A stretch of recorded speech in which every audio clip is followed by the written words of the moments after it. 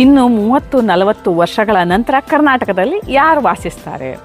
ಈ ಪ್ರಶ್ನೆ ನಿಮಗೆ ವಿಚಿತ್ರ ಅನಿಸ್ಬೋದು ಅಲ್ವಾ? ಆದರೂ ಈ ಪ್ರಶ್ನೆ ಬಗ್ಗೆ ಪ್ರತಿಯೊಬ್ಬ ಕನ್ನಡಿಗನೂ ವಿಚಾರ ಮಾಡಬೇಕು ಅನ್ನೋದು ನನ್ನ ಅಭಿಪ್ರಾಯ. ಯಾಕೆ ಅಂತ ಹೇಳ್ತೀರಾ? ಯಾಕಂದರೆ ನಾವು ಹುಟ್ಟಿದ ಮಗುವಿಗೆ ಇವತ್ತು ಇಂಗ್ಲೀಷ್ ಭಾಷೆಯನ್ನು ಕಲಿಸ್ತಿದ್ದೀವಿ ಹೊರತು ಕನ್ನಡ ಭಾಷೆಯನ್ನು ಕಲಿಸ್ತಾ ಇಲ್ಲ.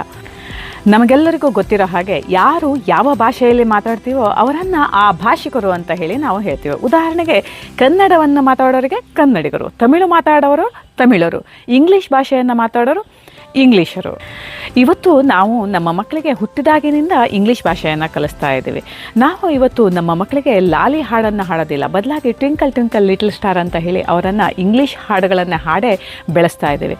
ಮತ್ತು ಶಾಲೆಗೆ ಹೋದಾಗ ಅವರು ಕಡ್ಡಾಯವಾಗಿ ಇಂಗ್ಲೀಷ್ನಲ್ಲೇ ಮಾತಾಡಬೇಕು. ಮತ್ತು ಇವತ್ತು ಅನೇಕ ಮನೆಗಳಲ್ಲಿ ಕಡ್ಡಾಯವಾಗಿ ಇಂಗ್ಲೀಷ್ನಲ್ಲೇ ಮಾತಾಡ್ತಾರೆ. ಹಾಗಾಗಿ ಶಾಲೆಯಲ್ಲೂ ಮಕ್ಕಳು ಕನ್ನಡದಲ್ಲಿ ಮಾತಾಡೋಗಿಲ್ಲ, ಮನೆಯಲ್ಲೂ ಕನ್ನಡದಲ್ಲಿ ಮಾತಾಡೋಗಿಲ್ಲ.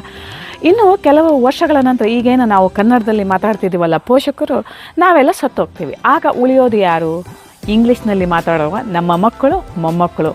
ಅವರಿಗೆ ಅತ್ಯಂತ ಸುಲಭವಾಗಿ ವ್ಯವಹರಿಸಲಿಕ್ಕೆ ಆಗುವಂತಹ ಭಾಷೆ ಇಂಗ್ಲೀಷ್. ಹಾಗಾಗಿ ಸುಲಭವಾಗಿ ವ್ಯವಹರಿಸಲಿಕ್ಕೆ ಸಾಧ್ಯವಾಗುವಂಥ ಭಾಷೆನೇ ಮುಂದೆ ಆಡಳಿತ ಭಾಷೆಯಾಗಿ ಪರಿವರ್ತನೆ ಆಗೋದ್ರಲ್ಲಿ ಯಾವ ಅನುಮಾನವೂ ಇಲ್ಲ ಅನ್ನೋದು ನನ್ನ ಅನಿಸಿಕೆ. ಹಾಗಾದರೆ ಇನ್ನು 30-40 ವರ್ಷಗಳ ನಂತರ ಕರ್ನಾಟಕದಲ್ಲಿ ವಾಸಿಸೋರು ಯಾರು? ಯಾಕಂದರೆ ಇಂಗ್ಲೀಷ್ನಲ್ಲಿ ಮಾತಾಡೋರು, ಇಂಗ್ಲೀಷ್ನಲ್ಲಿ ವ್ಯವಹರಿಸೋರಿಗೆ ಕನ್ನಡಿಗರು ಅಂತ ಕರೀಲಿಕ್ಕಂತೂ ಸಾಧ್ಯ ಇಲ್ಲ ಅಲ್ವಾ?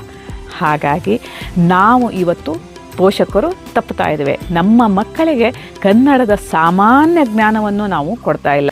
ಇನ್ನು 30-40 ವರ್ಷಗಳ ನಂತರ ಕರ್ನಾಟಕದಲ್ಲಿ ಕನ್ನಡಿಗರೇ ವಾಸಿಸಬೇಕು ಅಂತ ಹೇಳಿದರೆ ಇವತ್ತು ನಾವು ನಮ್ಮ ಮಕ್ಕಳಿಗೆ ಕನ್ನಡದ ಸಾಮಾನ್ಯ ಜ್ಞಾನನಾದರೂ ಕೊಡಲೇಬೇಕು. ಅದನ್ನು ನಾವು ಮನೆಯಲ್ಲಿ ಕೊಡಲಿಕ್ಕೆ ಸಾಧ್ಯ ಇಲ್ಲ, ಅದನ್ನು ಶಾಲೆಯಲ್ಲೇ ಕೊಡಬೇಕು. ಹಾಗಾಗಿ ಸಾಮಾನ್ಯವಾಗಿ ಕನಿಷ್ಠ ಪಕ್ಷ 5ನೇ ತರಗತಿವರೆಗೂ ಆದರೂ ನಾವು ಕನ್ನಡ ಮಾಧ್ಯಮ ಶಾಲೆಯಲ್ಲಿ ಓದಿಸ್ಲಿಲ್ಲ ಅಂದರೆ ಮುಂದೆ ಕರ್ನಾಟಕದಲ್ಲಿ ಕನ್ನಡಿಗರು ವಾಸಿಸೋದಿಲ್ಲ, ಇಂಗ್ಲೀಷರು ವಾಸಿಸ್ತಾರೆ.